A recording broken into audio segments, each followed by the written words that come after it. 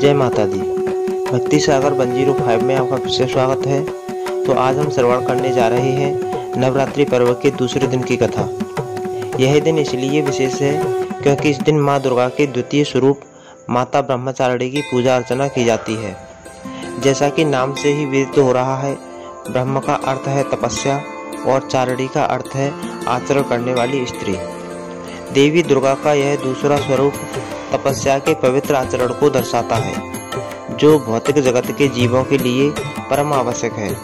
परंतु देवी दुर्गा के इस स्वरूप का यह नाम किस प्रकार पड़ा और देवी ब्रह्मचारिणी को प्रसन्न करने के लिए हम कैसे आराधना कर सकते हैं, देवी ब्रह्मचारिणी के लिए कौन से विशेष मंत्र हैं, ये सभी चीजें हम आज के इस वीडियो में देखेंगे। तो चलिए आरंभ करते हैं। माता ब्रह्मचारिणी श्वेत रंग के वस्त्र धारण करती हैं। उनके दाएं हाथ में जपमाला और बाएं हाथ में कमंडल विराजमान है। भले ही माता श्वेत रंग के वस्त्र धारण करती हों, लेकिन उनका मनपसंद रंग है लाल। अब हम उनकी पौराणिक कथा का श्रवण करेंगे। जैसा कि हमने माँ शैलपुत्री की कथा में सुना था, देवी पार्वती पर्वतराज हिमालय तथा उनकी पत्नी मैना के घर में अवतरित हुई थी।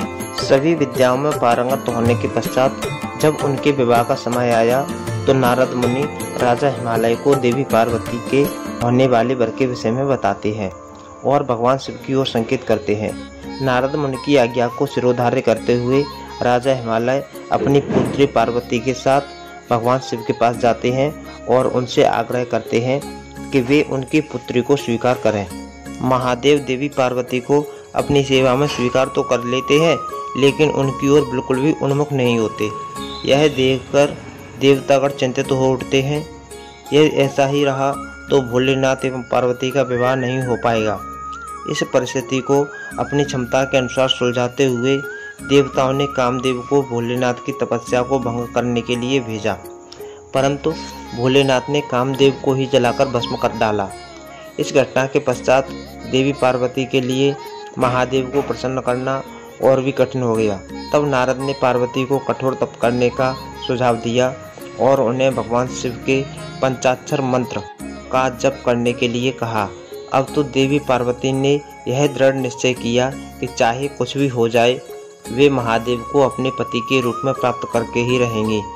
अपने माता पिता की आज्ञा पाकर अपनी दो सखियों जया और विजया के साथ देवी पार्वती गंगा नदी के उद्गम स्थल गंगोत्री तीर्थ की ओर तपस्या करने चल पड़े।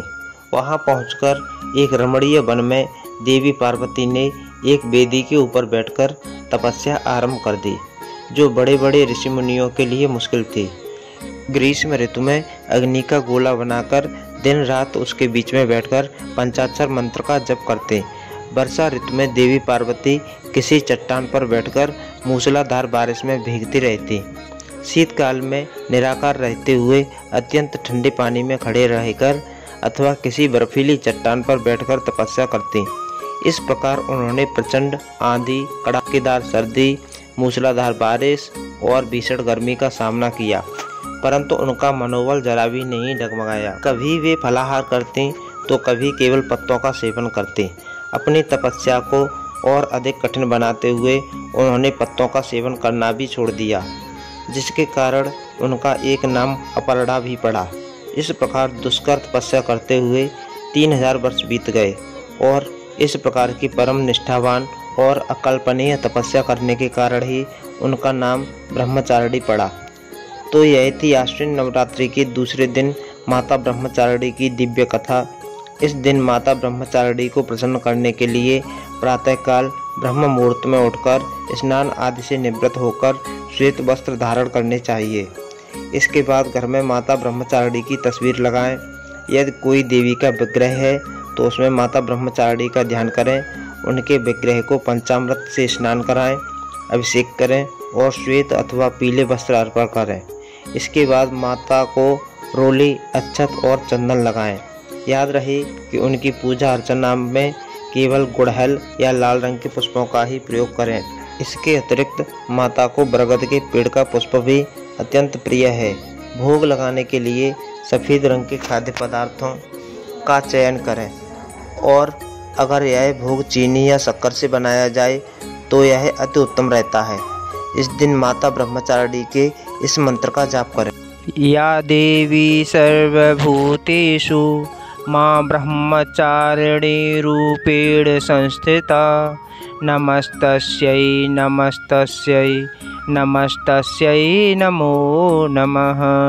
देवी ब्रह्मचारिणी को समर्पित एक दिव्य मंदिर काशी में गंगा के किनारे बालाजी घाट पर स्थित है।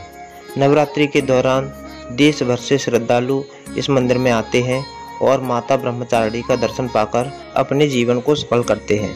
जो भी देवी के इस स्वरूप की आराधना करता है उसे साक्षात परब्रह्म की प्राप्ति होती है। माँ के दर्शन मात्र से श्रद्धालु को यश और कीर्ति की प्राप्ति होती है।